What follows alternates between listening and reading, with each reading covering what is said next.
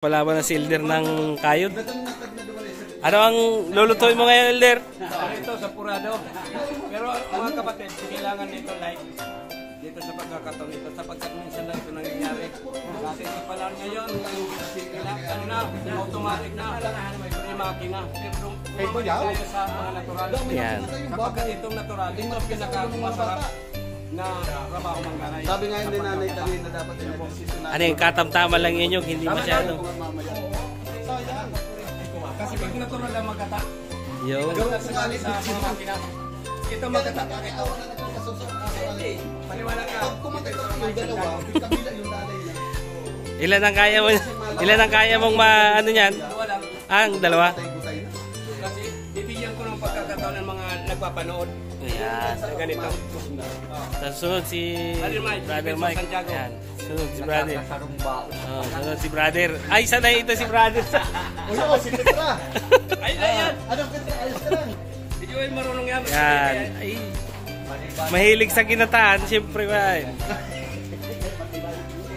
Oh, ini naman si Brother ang talagang Pinapalambot na namin yung gagawin sa purado para dadalhin sa Manduluan para ipakain sa mga kabataan. Ito yung paglilingkod sa gawain ng mahal na Panginoon. Yan lang kapatid, salamat.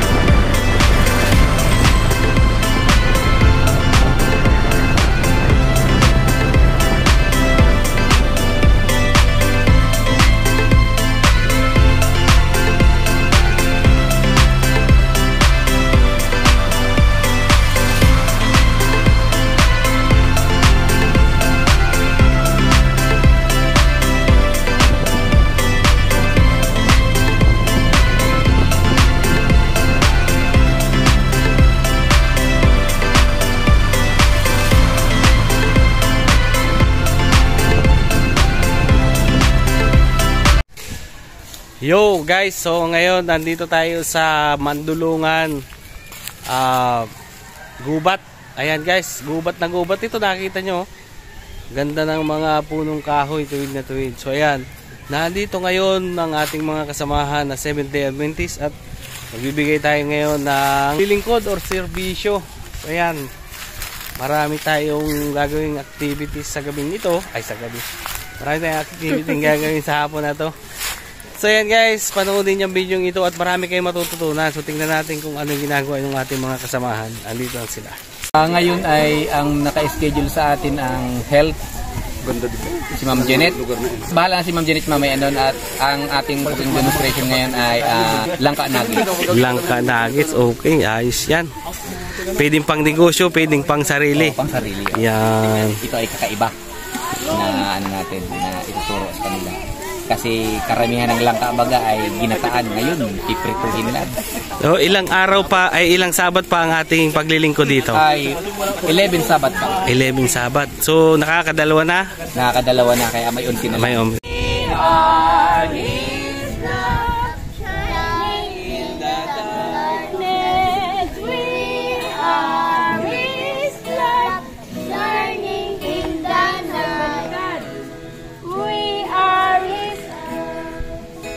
See the needs and hope.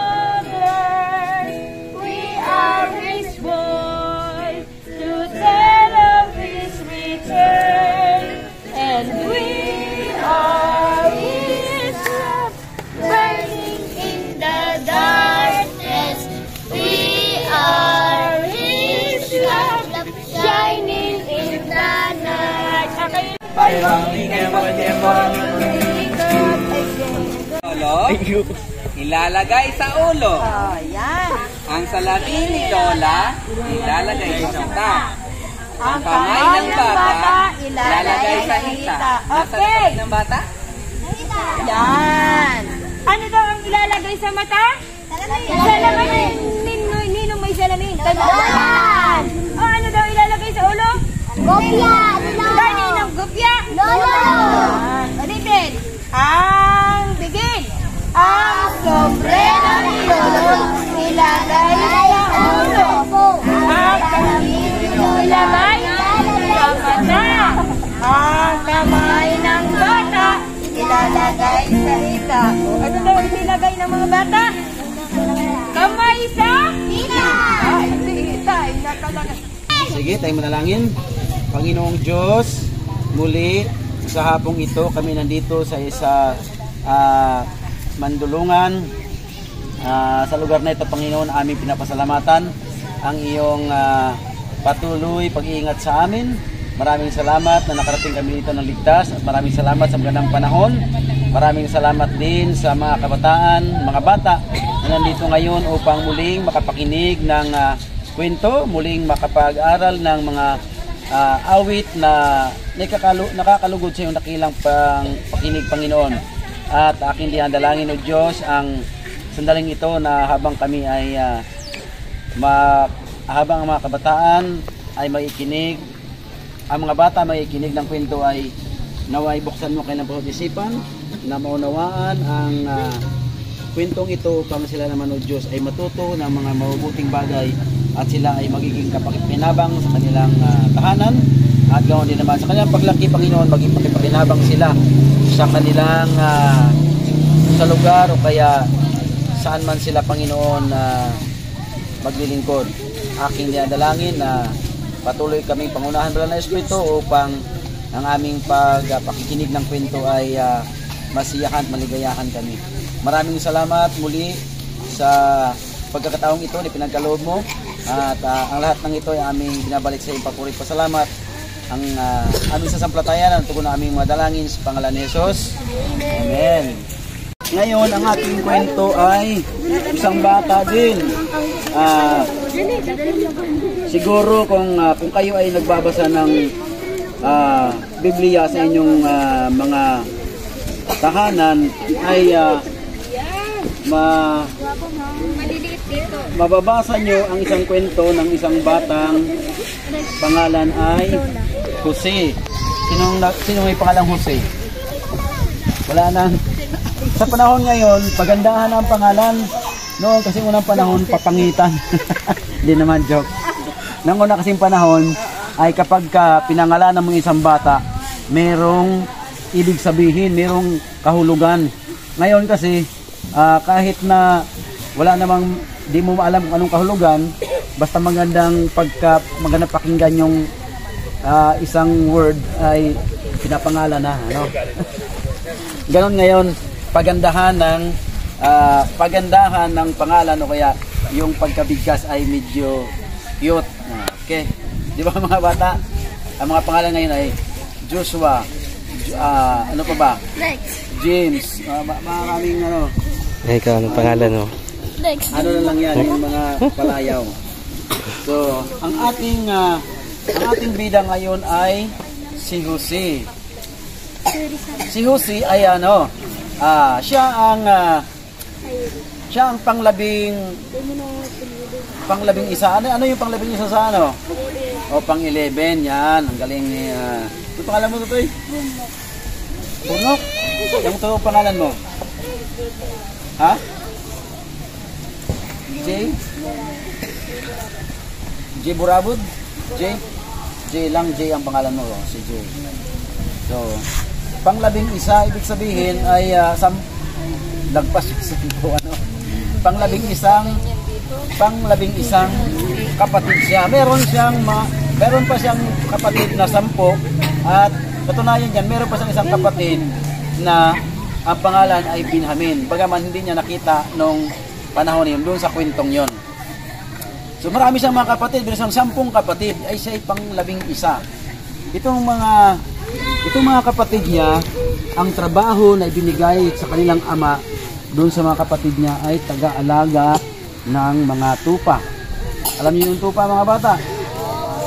Anong itsura ng tupa? Mabalahibo, ano?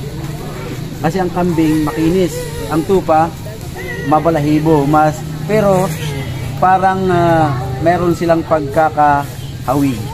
Bagaman ang tupa ay balahibo puti, ang kambing naman minsan ay may puti, minsan mayroong batik, may itim, may puti.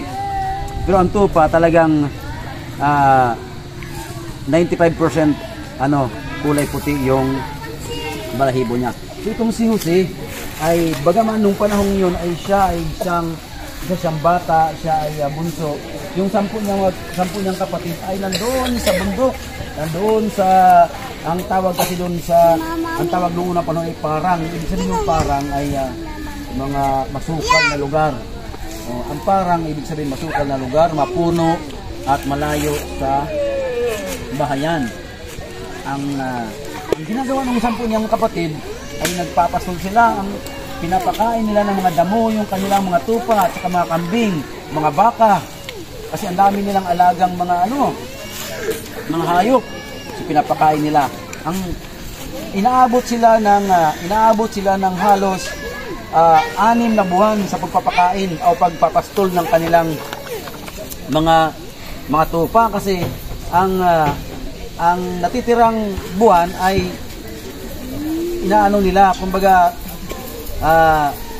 ilalagay nila sa kulungan, kasi pag taglamig hindi po pwede yung tupa na ilalagay mo doon sa bundok o kaya doon sa pastulan na taglamig, kasi sila nagkakasakit. So sa loob ng panahon na magandang panahon, yung maganda ang init sikat ng araw, tapos maganda ang klima, ay magdamag o kaya buong 1 buwan, 2 buwan, 3 buwan, 4 na buwan, 5, 6 na buwan sila nandun sa bundok, sa pastulan. Kanilang pinanatnubayan ang kanilang mga alaga. Pero itong si Jose ay nandoon lang sa bahay nila, kasama ang kanyang mama at ang kanyang papa. So nandoon lang sa bahay. Tapos itong si Jose, dahil yung tatay niya ay matanda na yung tatay niya. Tapos pag matanda na ang tatay, parang kung sino yung bunso, yun na yung paborito niya. Pag matanda na yung tatay, tapos may bunso, yun yung pinaka-paborito niyang anak, yung bunso. So itong si Jose ay naging paborito ng kanyang papa, kanyang tatay, kasi maliban na matanda na si papa niya, siya ay bunso, tapos siya pa yung laging kasama niya sa bahay. So ang ginawa ng tatay niya ay, makinig mga bata, ang ginawa ng tatay niya ay nagtahi siya ng magandang damit, tapos maraming kulay. Ibig sabihin kasi nung unang panahon, kapag meron kang damit na maraming kulay, ibig sabihin nun, ikaw ay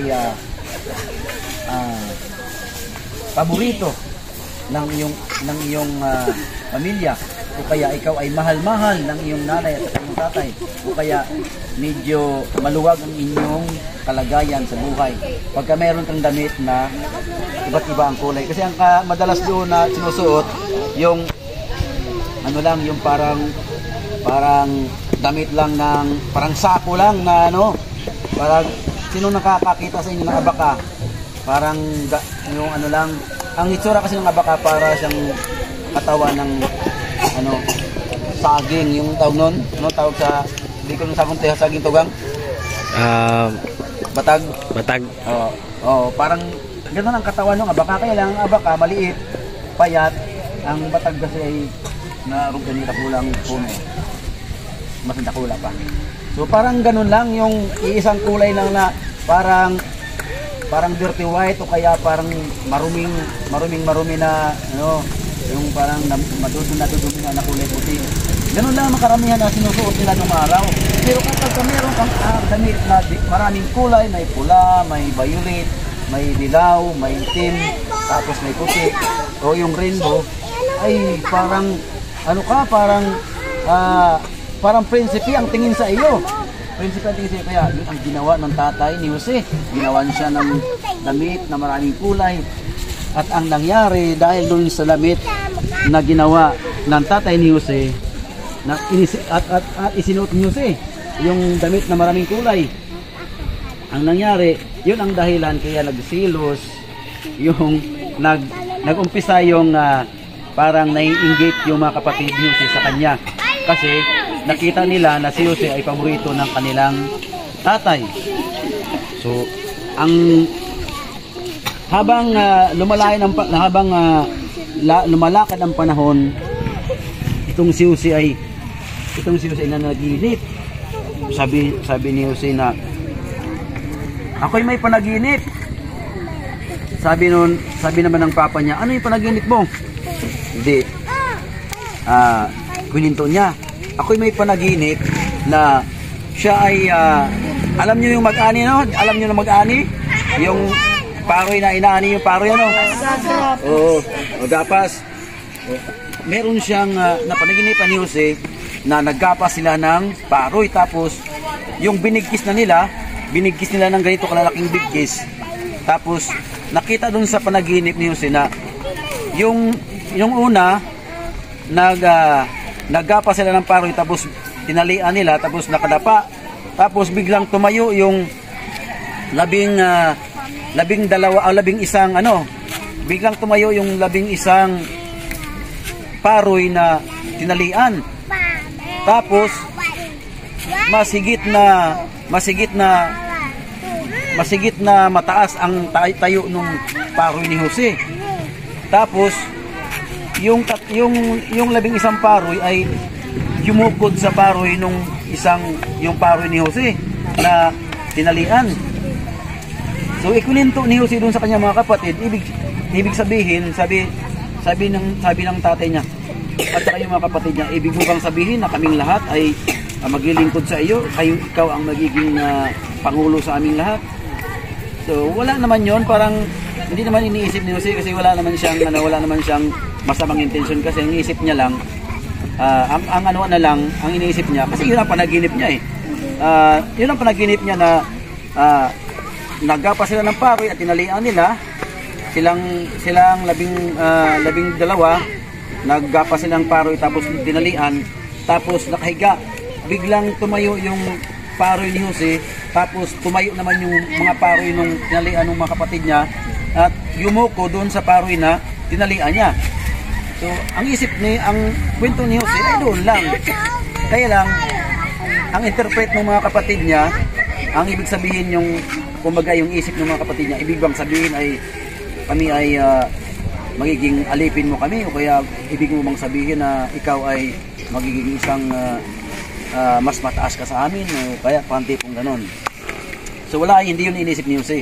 So, habang umano naman, naglaon na naman ang panahon, nanaginip na naman siya.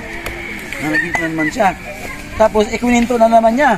Sabi niya, ako'y nanaginip. Merong 12 bituin at merong buwan at araw. Ano daw ibig sabihin nun?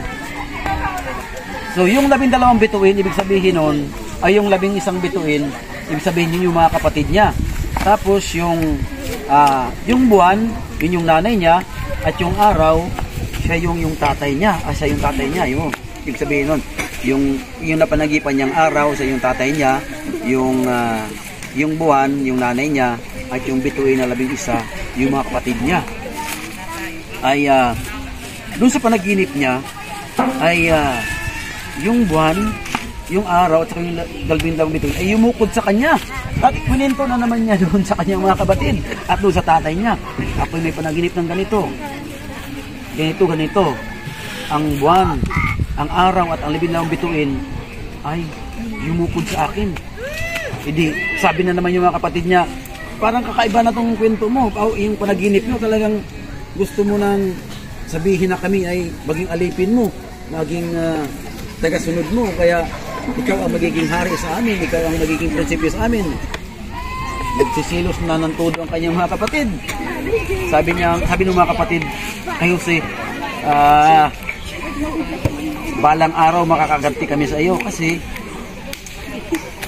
iginawa si Jose na kanyang tatay ng mga gandang damit, tapos nanaginip pa siya Tapos, si Jose ay hindi pa pinapagtatrabaho ng kanyang tatay kasi mahal-mahal nga. Mahal-mahal kasi bunso. So, doon lang lagi sa bahay. Siguro inuutusan lang na maghugas ka ng plato, yung tipong ganun lang baga, nasa bahay lang. Kaya magwalis ka dyan. Pero yung mga kapatid niya, inuutusan ng mabibigat na trabaho. Nagsisilos yung kapatid niya, mga kapatid niya, nagsisilos. Dumating yung panahon, sabi ng mga kapatid niya, ano kaya kung itong ating kapatid na mapanaginipin ay patayin natin. Nag-isip ang mga kapatid niya ng ganun. Pero hindi alam ni Jose yun, saka hindi alam ng tatay ni Jose. So isang araw, habang yung mga kapatid niya ay nandun sa bundok, nag-aalaga ng mga baka, kambing, tupa, ito namang si Jose ay nasa kanilang tahanan, kasama yung tatay niya. Sabi ng tatay niya, itong mga niluto kong tinapay, at saka iba pang mga pagkain na niluto ng tatay niya, nilagay sa basket. Sabi nung tatay niya, sige, puntahan mo yung mga kapatid mo doon. Kumustahin mo sila kasi ilang buwan na silang hindi umuwi. Kumustahin mo kung anong nangyari sa kanila, kung maayos pa ang kanilang lagay. O kung anong nangyari sa ating mga alaga, kumustahin mo sila. So, suot ni Jose yung maganda niyang damit na kulay-kulay, suot niya. Bit-bit niya yung basket na may maraming pagkain. Naglakbay siya, punta sa doon. Nagdaan siya sa mga kakahuyan, sa mga batuhan. Tapos nakarating siya na pagdating niya sa isang lugar, meron siyang natagpuan isang tao. Tapos pagtingin niya doon sa malayo, wala naman yung mga kapatid ko. Hinahanap niya yung kapatid niya, hinahanap niya kung saan sila naroon. So yung may isang tao, sabi niya, Mama, nakita mo ba yung aking mga kapatid na nag-aalaga ng mga aming mga alagang tupa at kambing at saka baka? Sabi nung isang mama, ay nandoon sila, naglipat na sila, wala na sila dito at medyo naubos na yung pagkain mga damo, nandoon sila sa banda roon. Pumunta naman si Jose. Pumunta naman si Jose. Tapos sa malayo, sa medyo may kalayuan pa, nakita siya ng kanyang mga kapatid. Sabi ng kanyang mga kapatid, nandito na si Mama Panaginipin. Sabi ng mga kapatid niya, nandito na si bunso natin mga na kapatid natin ng mga panaginipin. Gusto pa naman ito na tayo maging sa kanyang panaginip ay gusto niya na tayo ay maging lingkod niya, kaya maging tagapagsilbi sa kanya, kaya maging alipin niya, ganun. Galit sila, nandun yung galit sa pulis nila. Sabi nila, ano kaya kung patay na natin to para mawala na sa ating buhay itong mapanaginipin na ito na kapatid. So, yung panganay nila, ang panganay ng kanilang kapatid, ang pangalan ay si Ruben. Si Ruben ang pangalan nung panganay nila. Sabi nung pangalawa na si Judah. Sabi ni Judah, sige, abangan nyo doon para dakpin nyo. Dakpin nyo, tapos talian nyo. Tapos, gawin natin yung ating binabalak. So, sabi ni Ruben, kasi kasama si Ruben sa plano, sabi ni Ruben, wag na lang kaya natin patayin yung ating si Jose, kasi kapatid natin yan eh. Laman sa laman at dugo sa dugo. Huwag na lang mo natin patayin, kawawa naman yung bata. Sabi ni Ruben yung panganay. Kaya ang sabi nung pangalawa, si Judah, ay sige, huwag na lang natin patayin, siguro itapon na lang natin doon sa balon. Merong, alam niyo yung balon, yung malalim na balon tapos may tubig. Pero doon sa bundok, hibas na yung tubig. Ano na lang, talagang malalim na lang siya nahukay. Wala nang tubig kasi pagka panahon ng tag-init, natutuyo. Pero pag panahon ng tag-ulan, nagkakaroon siya. Pero yung panahon na yon, tag-init, kaya natuyo. Binano nila. Hinubara nila si Jose ng damit, yung damit na maganda. Hinubad kay Jose. Pagkatapos itinapon si Jose doon sa balon. Tapos siyempre malungkot si Jose, nag-iyak siya ng iyak kasi sabi niya, bakit ganun ang aking mga kapatid? bakit sila gumawa ng ganito sa akin, hindi ko man sila wala naman akong ginawa at kanya masama. So habang nandoon si Jose sa balon ay nagmamakaawa siya. Ngayon itong mga kapatid niya, sabi nila, ganito ang gagawin natin. Tayo ay magkatay ng isang tupa, tapos yung dugo ay ating ipaligo doon sa damit niyang maganda. Kapatay sila ng tupa. Yung dugo pinaligo na doon sa damit ng damit ng tupa. Tapos medyo binutas-butasan nila yung damit. Para kumbaga tipong kinain si Jose ng leon, tapos nagka-urat yung damit, yung tipong ganon. So, yun na nga, nagpatay sila ng tupa, tapos pinaliguan yung damit ni Jose, yung damit, magandang damit ni Jose, pinaliguan ng dugo. Tapos binutas-butasan nila yung damit. Tapos sabi ni Ruben, ay ililigtas ko si Jose doon sa balon. Pero sabi ni Ruben, mamaya ko na hahangungin si Jose doon sa balon. Mamaya ko na sakutin doon sa balon. Kapag kayong aking mga kapatid ay pumunta na doon sa parang para magpastol. Tulog-tulog muna si Ruben. Sinadya na magtulog-tulog. Tapos yung mga kapatid niya, mayroon din ibang balak. Habang sila ay nagkakainan, tapos nagpapahinga din, nakita nila may mga tao dumarating. Yung mga dumarating na tao ay nung unang panahon ng tao ay mga ngalakal. Nakinig kayo. May mga tao dumarating, ang tawag ay mga ngalakal. Mga ngalakal sila. Ang binibili nila, kambing, tao, mga halagang damit, tapos mahalagang bato. Basta lahat ng mahalaga ay bibilhin nila. Tapos ibibenta nila doon sa malayong lugar. Sabi ng mga kapatid ni Jose, si Huda yung pangalawa, ay mabuti pa, wag na nating patayin si Jose. Magkakapira pa tayo. Ay dumarating yung mga malakal, ibenta natin. Ay kinuha nila si Jose doon sa balon. Tapos si Ruben, ililigtas niya sana si Jose. Ay tulog-tulog si Ruben, ay nakatulog. Tapos kinuha nila si Jose. Si Huda at saka yung ibang kapatid niya, ay kinuha nila si Jose, bininta nila. Hindi nagkapira sila.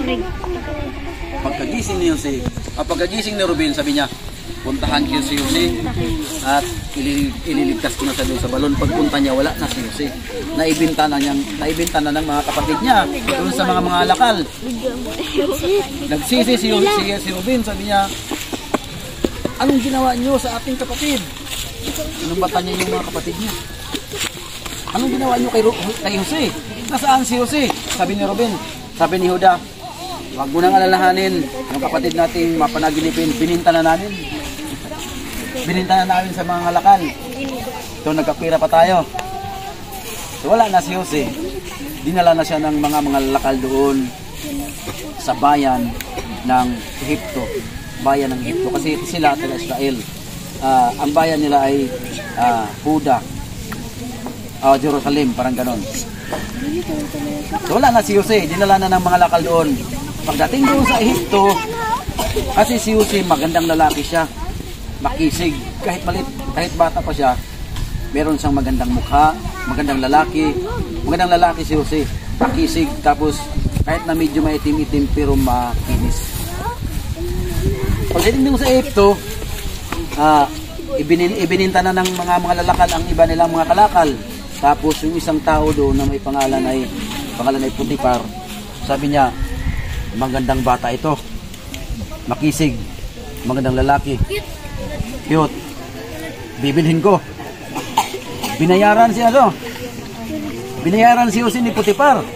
Tapos si Jose ay naging katulong ni Putipar.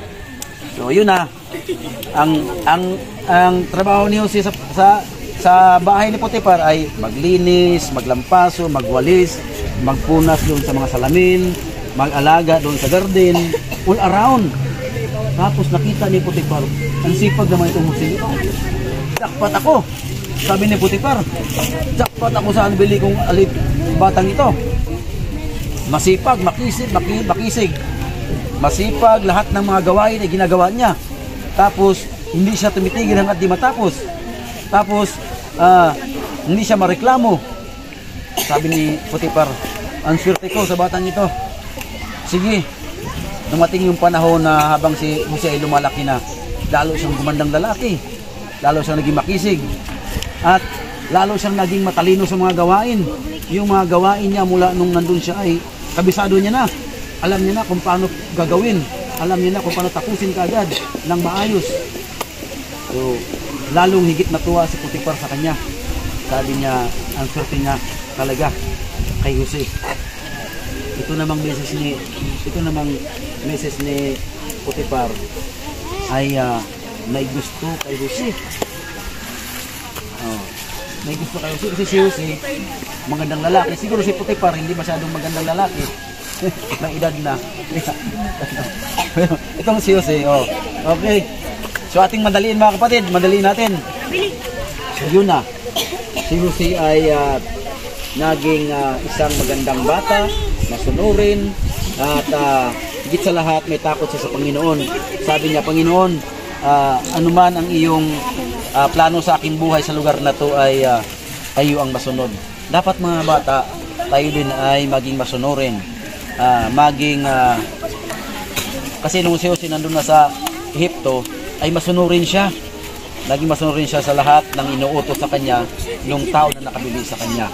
So, dapat wag nating kalimutan na yung mga bagay-bagay na inuutos sa atin ng ating mga magulang ay inuutos sa atin dahil kaya nating gawin. Wag tayong mareklamo, wag tayong magmaktol, bagkus gawin natin sapagkat inuutos na nila sa atin upang matuto tayo sa bagay na yun na kaya nating gawin. So yun mga bata, dahil maiksi ang ating oras, pwede nating pagpapatuloy sa sunod na Sabado ang ating kwentong Jose dahil mahaba pa ito. So tatapusin muna natin ngayon at meron pang iba tayong gagawin. So tandaan nyo mga bata ha, saan tayo natapos? Doon sa si Mrs. Potiphar ay nagkakagusto kay Jose. Yeah, to be continue. Ikalawang araw nga, iniwalay ang liwanag at anim. Okay, ayan na. At ano ang inilagay sa... Taas lang ang kamay. Araw! Ay, sa maliwanag! Inilagay sa araw. Tama, araw talaga. Sa gabi. Sa gabi! Huwag kayong sasagot hanggang hindi kayo tinatawag. Kasi nalalaman nila ng iba ang sagot. Wala ba sagot muna? Sige. Natatandaan niyo yung ika-anim na araw? Opo! Sino ang gusto magsagot sa tanong? Ay, iba naman. Iba naman. Volunteer at magtatanong na ako sa ika-anim na araw. Ay, ika-anim na araw. 6 days. Ika-anim. Saan ang kamay? Sino ang pwedeng magsagot? Ito. Sige. Sa ika-anim na araw, ano sa inyo? Maliban sa tao. Maliban sa tao, ano ang nakikita mo doon? Nagawa ng puno. Maliban sa tao. Ito yan. Sabi ko. Ano? Ay, hindi. Ano ka saban? Yan, mga malalaking hayop ng ika-anim na araw. And then, doon na tayo sa ika-7 araw. Sinabi ako na tawag doon sa ika-7 araw. Ano na yun? Yan, taas ng kamay. Sige na ba? Nagpahinga, di ba sabi ko? Dahil espesyal ang araw na ito, dito ay meron din tayo noon. Sabi ko, birthday! Yan, dito sabi ko, bawat isa ay may birthday. Pero may sagot din siya kanina. Huwag dito mahal.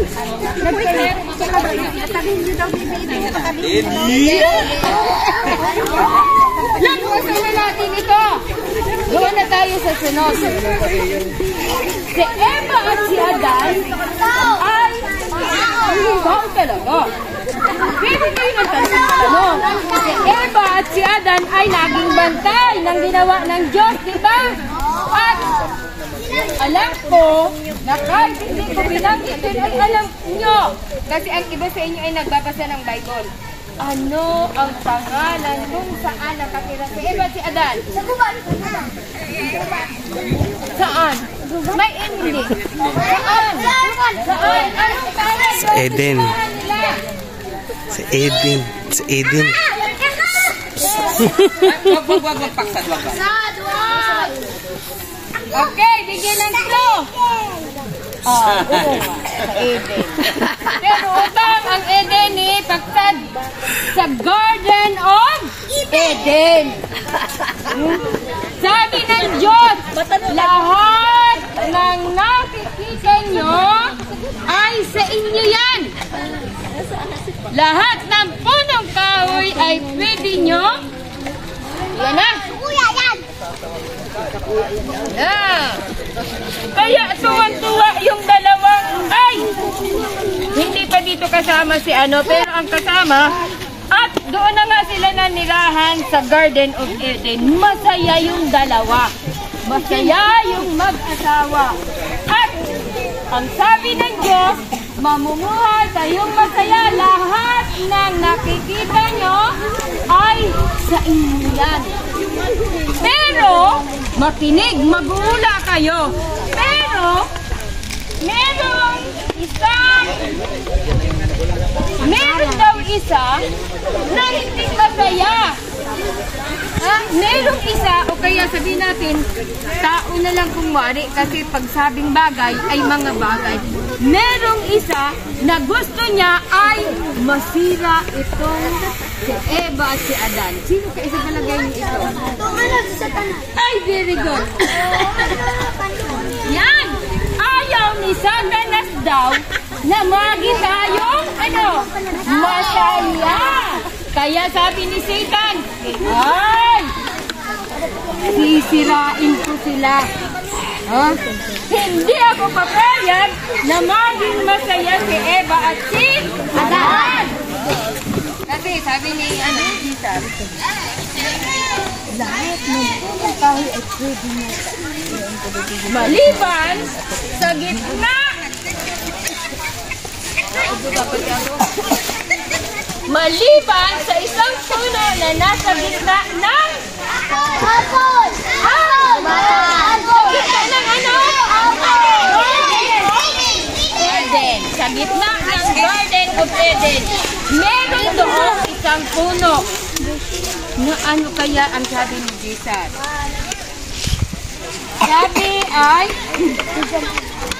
huwag kayong lalapit doon.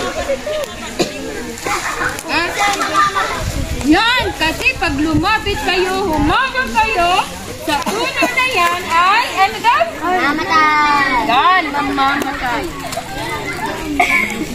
At sabi pa ni Jesus, huwag kayong maghihiwalay. Lagi lang kayong magkasama. Kasi alam ni Jesus na si Satan ay nagbabantay para sila ay sige, patayin. Para sila ay patayin. Kasi hindi masaya si Satan na tayo ay kaya isang araw, matigas ang ulo nito ni Eva. Sa umaga, pagkagising niya, tulog pa si Adan. Ay, sabi ni Eva, mabuti pa magpahangin ako. Kaya ang ginawa niya, naglibot siya. Libot ng lakad. At nang makarating siya doon, sa isang puno, na sabi ng Diyos, ang puno na yan ng pagkakilala ng mabuti at masama, huwag kang mahawak. Ha? Huwag kang kakain. Kasi sabi ni Jesus, ano nga daw? Yan, mamamatay kayo pag kayo ay humipo o kumain. Kaya, si Eva ay nagtingin lang siya. Sabi niya, napakaganda naman ng bunga ng punong kahoy na ito. Parang ginto. Kasi nasisinagan siya ng araw. Sabi niya, tiningnan niya, parang gusto niya nang lumapit at hawakan. Kaya naalala niya. Pero, Satan ay nagkaroon ng pagkakataon na si Eva ang susuin. Binito niya, nakita niya, diba?